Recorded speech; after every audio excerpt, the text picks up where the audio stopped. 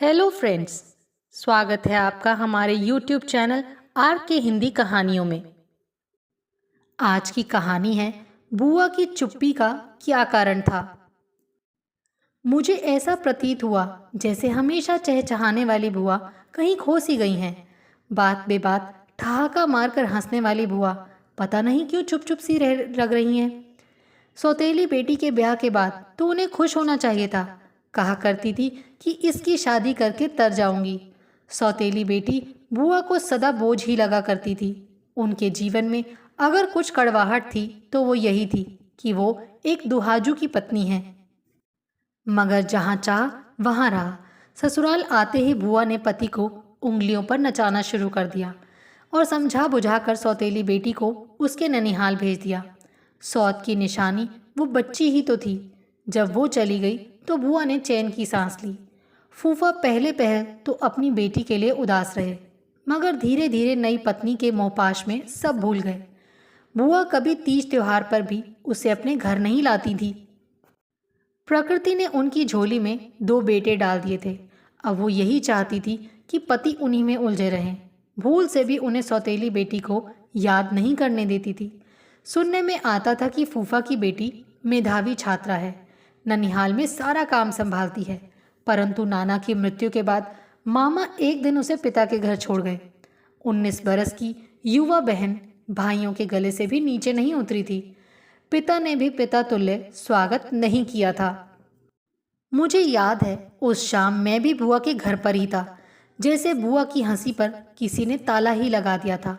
मैं सोचने लगा, घर की बेटी का ऐसा स्वागत। अनमने भाव से बुआ ने उसे अंदर वाले कमरे में बिठाया और आग्नेय दृष्टि से पति को देखा, जो अखबार में मुंह छिपाए यूं अनजान बन रहे थे, मानो उन्हें इस बात से कुछ भी लेना देना नहीं हो। पहली बार मुझे इस सत्य पर विश्वास हुआ था कि सचमुच माँ के मरते ही पिता का साया भी सिर से उठ जाता है। सुनो, वो लोग इसे यहाँ क्यों छोड़ गए? आपने कुछ कहा था क्या? बुआ ने गुस्से से पति से पूछा तो किसी अपराधी की तरह हिम्मत करके फूफा जी ने सफाई दी। इसके मामा की भी 3 बेटियां हैं। अब नाना की कमाई भी तो नहीं रही, यहीं रहेगी तो क्या बुरा है। तुम्हें काम में इसकी मदद मिल जाएगी। अरे, ब्याहने को 1,00,000-2,00,000 कहाँ से लाओगे? अपना तो पूरा नहीं पड़ता। बुआ मुझसे जब भी मिलती यही कहती। अरे गौतम, तू ही बताना कोई अच्छा सा लड़का। दान दहेज नहीं देना मुझे। किसी तरह ये ससुराल चली जाए तो मैं तर जाऊं। संयोग से मेरे एक मित्र का चचेरा भाई बिना दहेज के शादी करना चाहता था। आनन फानन रिश्ता तय हो गया और जल्दी ही शादी भी हो गई। शादी के लगभग 2 महीने बाद मैं बुआ के घर गया तो पूछा, क्या बात है, अब क्या परेशानी है? बात क्या होगी, देवी जी वापस आ गई हैं मेरे कलेजे पर मूंग दलने। मुझे क्या पता था कि वो पागल है। ससुराल वाले बिठा गए हैं, कहते हैं पागल को अपने ही पास रखो। क्या? मैं स्तब्ध रह गया। जरा अपने दोस्त से बात तो करना। बुआ का स्वर कानों में पड़ा। फिर उन्होंने सौतेली बेटी को पुकारा, गीता जरा चाय तो लाना, गौतम आया है। गीता सिर झुकाए सामने चली आई। मैंने तब शायद उसे पहली बार नजर भर के देखा था। पागलपन जैसी तो कोई बात नहीं लगी। मैं सोचने लगा, बुआ की गृहस्थी का बोझ संभालती, भाग भाग कर सबके आदेशों का पालन करती गीता आखिर पागल कहाँ है? रिश्ता मैंने करवाया था, इसीलिए एक दिन उसके पति से मिलने चला गया, पर वो तो मुझे देखते ही भड़क उठा। यार गौतम, तुमने मुझसे किस बात का बदला लिया है? आखिर ऐसी क्या बात है उसमें? अच्छी भली तो है। उसने मुझे हाथ तक नहीं लगाने दिया। उसे सजाने के लिए तो नहीं लाया था यहाँ। पागल लड़की, क्या बकते हो? हाथ नहीं लगाने दिया, इसका ये अर्थ तो नहीं कि वो पागल। बस बस गौतम, तलाक के कागजों पर वो हस्ताक्षर कर गई है। उसकी वकालत की अब कोई ज़रूरत नहीं है। ये शादी तो टूटी ही समझो। शादी ब्याह मजाक है क्या? मजाक नहीं, मगर कोई तो नाता हो जो दोनों को बांध सके। उसने तो कभी मुझे नज़र भरकर देखा तक नहीं। बर्फ की शिला जैसी ठंडी, ना कोई हाव भाव ना कोई उत्साह। अरे, सारी उम्र सामने है, इतनी जल्दी ऐसा निर्णय मत लो। उस गरीब पर जरा तो तरस खाओ। नहीं गौतम, मुझसे अब और इंतजार नहीं होता। सचमुच एक दिन वो नाता टूट गया। एक तो सौतेली और उस पर परित्यक्ता। बुआ का सारा आक्रोश उस गरीब पर ही उतरता। उसके पिता मूक बने सब देखते रहते। मैं अक्सर जाता और उसकी दशा पर कुढ़ता रहता। जी चाहता कि उससे कुछ बात करूं कि आखिर क्यों वो पति से निभा नहीं पाई। चंद महीनों में ही क्यों सब समाप्त हो गया। मैं उससे बात करने की कोशिश करता, मगर वो कभी मौका ही नहीं देती। एक दिन पता चला कि उसने किसी स्कूल में नौकरी कर ली है, पर बुआ प्रसन्न नहीं हुई क्योंकि अब घर का काम उन्हें करना पड़ता था। एक शाम ऑफिस से आते आते मैं बारिश में गिर गया। स्कूटर भी खराब हो गया, इसीलिए उसे मैकेनिक के पास छोड़ा और पैदल ही चल दिया। पर मेरी खुशी का ठिकाना नहीं रहा जब बस स्टैंड पर गीता को भी खड़े पाया। थोड़ी देर बाद जब अंधेरा घिर आया तो मैंने कहा, टैक्सी कर लेते हैं गीता, मैं तुम्हें घर छोड़ दूंगा। जी नहीं, अभी बस आ जाएगी। आओ ना, कहीं चाय पीते हैं। उसके बाद, इसकी ज़रूरत नहीं, मैं चली जाऊंगी। गीता, अंधेरा हो रहा है।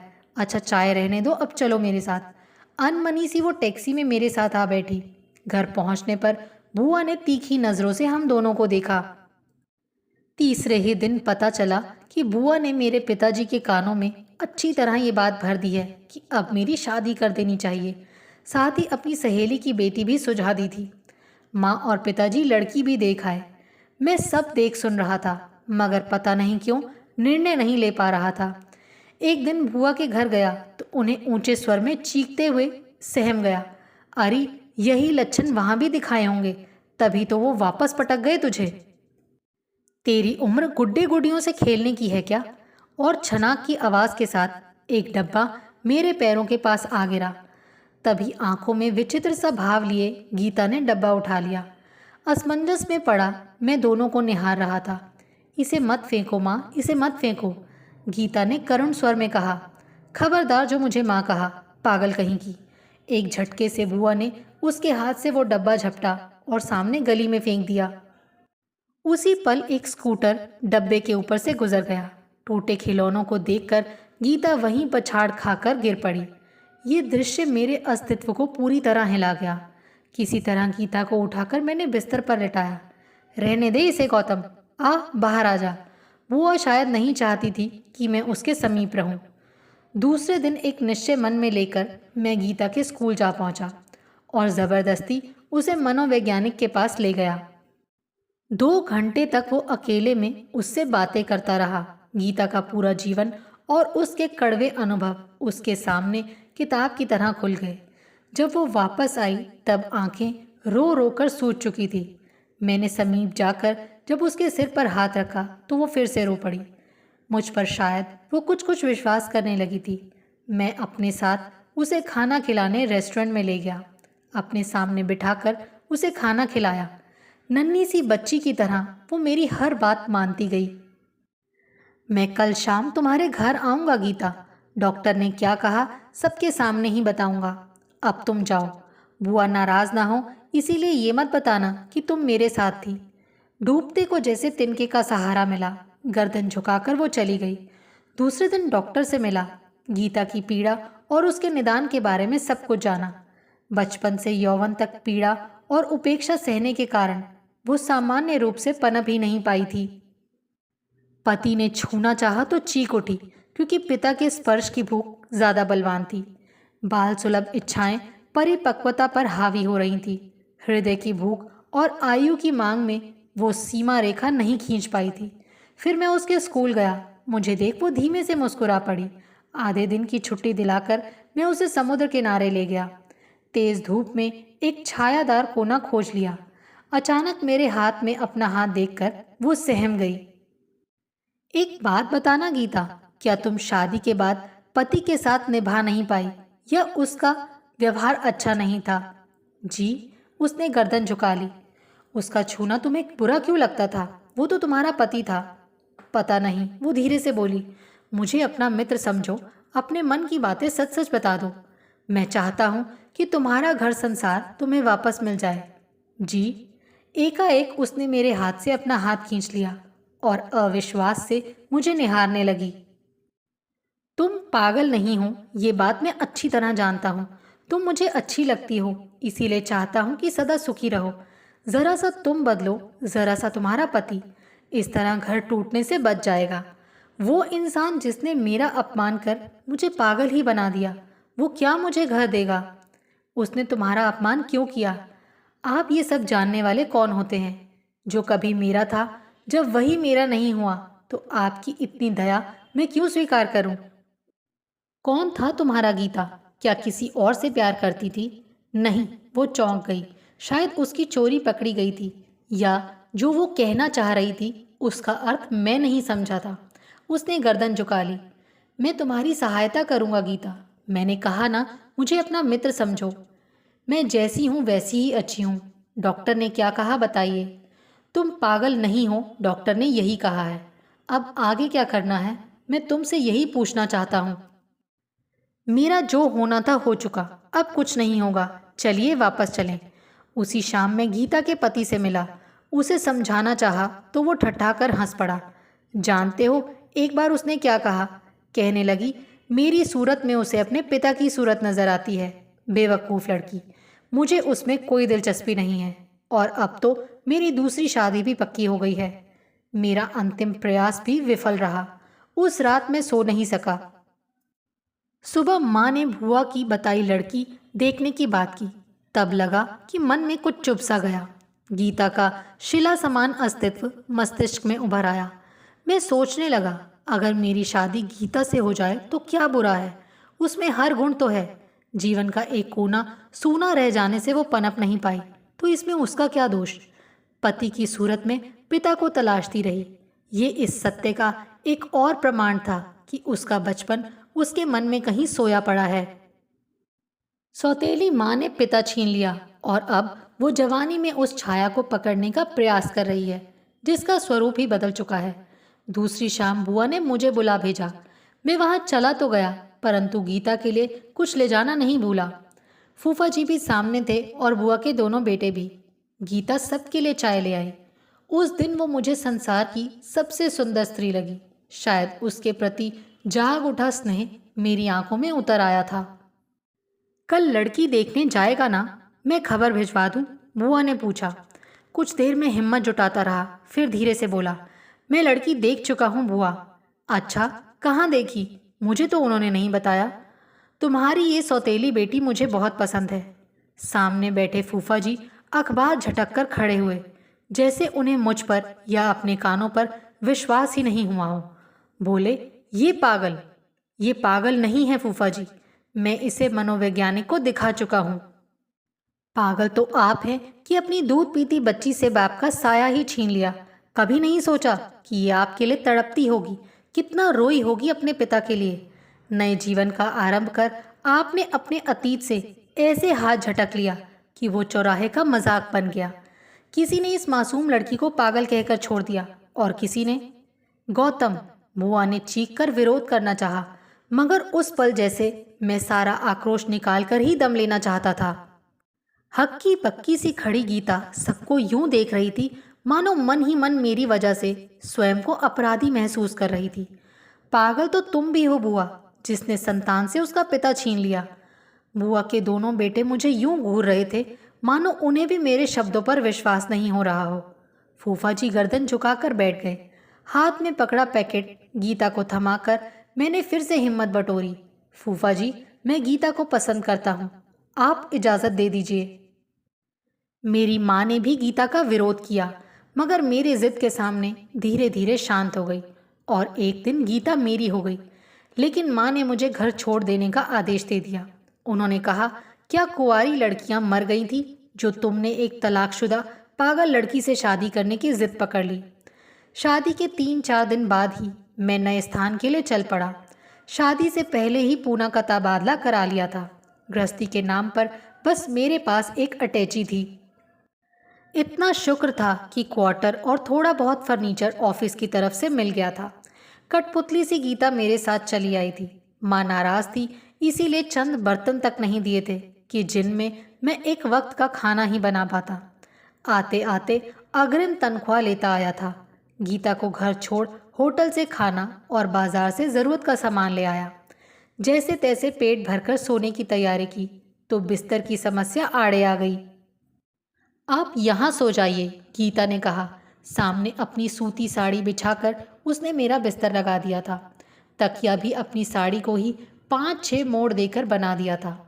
मैं चुपचाप लेट गया, पर दूसरे ही क्षण खाली पलंग की ओर बढ़ती गीता का हाथ पकड़ लिया।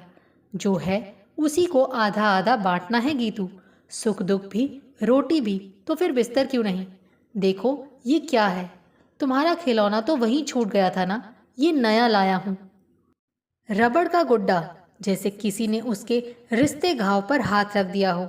वो कभी मुझे और कभी खिलौने को निहारने लगी, जैसे सपना देख रही हो। मेरे पास आओ गीता, सच मानो तुम्हारी इच्छा के बिना मैं कभी कुछ नहीं मांगूंगा। आओ, यहाँ आओ मेरे पास। उसे अपने पास बिठाया, उसकी डबडबाई बड़ी बड़ी आंखों में देखा। क्या सोच रही हो गीता? मैं तुम्हें अच्छा तो लगता हूँ ना? उसने नजरें झुका ली। मैंने बढ़कर उसका माथा चूम लिया तो वो तड़प कर मेरे गले से लिपटकर बुरी तरह रोने लगी। ये घर तुम्हारा है गीता, मैं भी तुम्हारा हूँ। जैसा तुम चाहोगी वैसा ही होगा।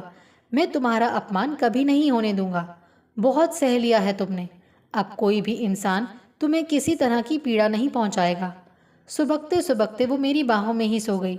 सुबह वो उठी तो मेरी तरफ एक लजीली सी मुस्कान लिए देखा।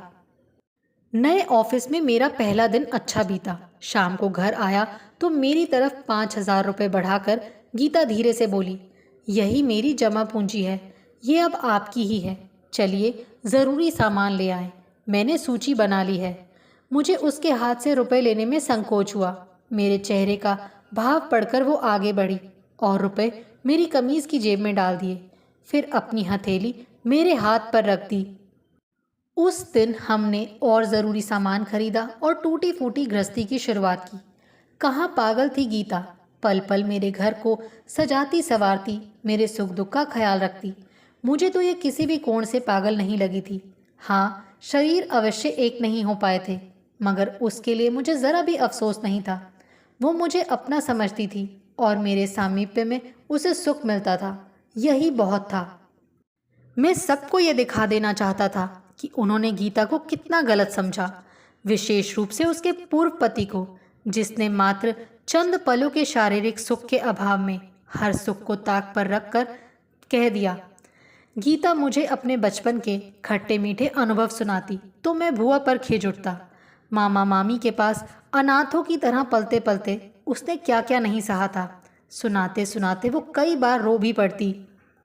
ऐसे में उसे बाहों में भरकर धीरज बंधाता। मेरे पिता ने कभी मुड़कर मेरी तरफ नहीं देखा। माँ के जाते ही मैं अनाथ हो गई। अगर मैं मर गई तो क्या आप मेरे बच्चों को अनाथ कर देंगे? गौतम, क्या आप भी ऐसा करेंगे? एकाएक उसके प्रश्न पर मैं अवाक रह गया। रूंधे स्वर में उसने फिर पूछा, क्या आप भी ऐसा ही करेंगे? ऐसा मत सोचो गीता, मैं तुमसे प्यार करता हूँ, तुम्हारा अनिष्ट कभी नहीं चाहूँगा। मैं भी अपने पिता से बहुत प्यार करती हूँ, उनका अनिष्ट नहीं चाहती थी, इसीलिए कभी उनके पास नहीं आई। माँ मुझे पसंद नहीं करती, मेरी वजह से उनकी गृहस्थी में दरार न पड़े, ऐसा ही सोच सदा अपनी इच्छा मारती रही। लेकिन जब भी आप मेरी तरफ हाथ बढ़ाते हैं तो मेरी इच्छा एकाएक जी सी उठती है। मैं तुम्हारी इच्छा का सम्मान करता हूँ गीता, मुझे तुमसे कोई शिकायत नहीं है। उसके गाल थपक कर मैं हंस पड़ा। मैं स्वयं हैरान था कि कैसे एक ही रिश्ते में बंधे हुए दो दो नातों को निभा रहा हूँ। मेरे सामीप्य में उसकी हर अतृप्त इच्छा शांत हो रही थी। कभी खिलौने के लिए होशो हवास खो बैठने वाली गीता अब मेरे लिए पागल रहने लगी थी। एक शाम उसने पूछा, आप भी कहीं मेरे पिता की तरह मुझसे आंखें तो नहीं फेर लेंगे? मुझसे मन तो नहीं भर जाएगा? मैं हतप्रभ रह गया। गीता आगे बोली, मैं आपकी हर स्वाभाविक इच्छा को मार रही हूँ। कैसे निभ पाएगा हमारा साथ? अपने पिता के सिवा मुझे कुछ भी नहीं सूझता। आप भी पिता जैसे लगते हैं। मैं कुछ और सोचना चाहती हूँ, मगर कैसे सोचूं? स्नेह से पास बिठा मैंने उस चूमा तो मुझे उसका माथा कुछ गर्म लगा। तबीयत ठीक नहीं है क्या? मैं अभी दवा लेकर आता हूँ, आप मेरे पास रहिए। गीता ने मेरा हाथ कसकर पकड़ लिया। उसने मुझे जाने ही नहीं दिया। काफ़ी देर तक बैठा उसका सिर सहलाता रहा। हमारी शादी को लगभग 4 महीने हो गए थे। इस अंतराल में मैंने ये महसूस कर लिया था कि गीता मेरे जीवन का एक अभिन्न अंग बन चुकी है। एक दिन उसने कहा, कहीं मैं सचमुच तो पागल नहीं हूँ? शायद यही सच हो। नहीं, तुम पागल नहीं हो, मैं कहता हूँ ना। मैंने दुलार कर उसे शांत कर दिया और उसी रात एक निश्चय ले लिया। दूसरी सुबह फूफा जी को गीता की बीमारी का झूठा तार दे दिया। सोचा शायद बेटी का मोह उन्हें खींच लाए। तार देने के बाद मैं 2-3 दिन उनका इंतज़ार करता रहा।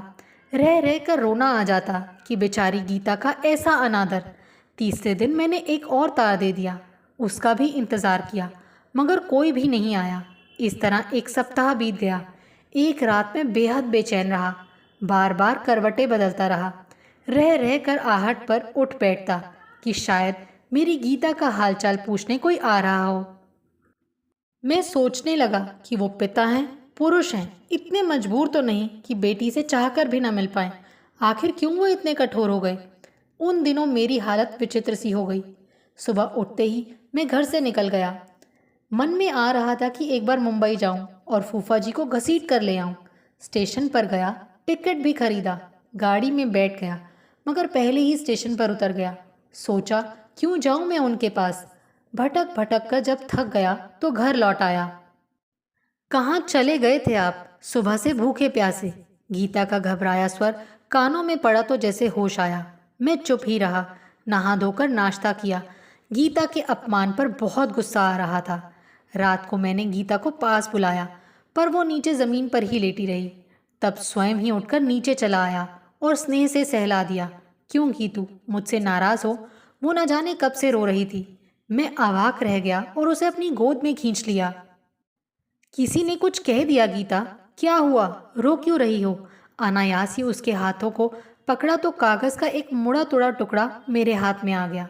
उसके पिता को भेजे गए तार की वो रसीद थी। आपने पिताजी को तार क्यों भेजा? क्या मुझे वापस भेजना? नहीं गीता, पागल हो गई हो क्या? एक झटके से उसे बाहों में भींच लिया। उसके भीगे चेहरे पर स्नेह चुंबन जड़ते हुए मुश्किल से मैं बोल पाया, तुम्हें वापस भेज दूंगा। तुमने ये कैसे सोच लिया? फिर मैं उसे अपने पास बिस्तर पर ले आया और ज़बरदस्ती उसका चेहरा सामने किया। तुम्हारे लिए सबको छोड़ दिया है गीता, भला तुम्हें? तो आपने उन्हें ये तार क्यों भेजा? उसके मासूम प्रश्न का मैंने उत्तर दे दिया। सब साफ साफ बताया तो वो तड़प उठी, क्योंकि उसकी बीमारी की बात सुनकर भी पिता के सब्र का प्याला छलका नहीं था। मेरी छाती में समाई वो देर तक सुबकती रही। अपने प्रति अनायास झलक आए अविश्वास ने उस रात अनजाने ही मेरे शरीर की ऊष्मा को भड़का दिया था।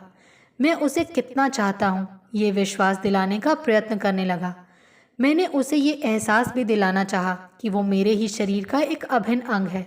अपने अनछुए अनकहे भाव रोम रोम से फूटते प्रतीत होने लगे।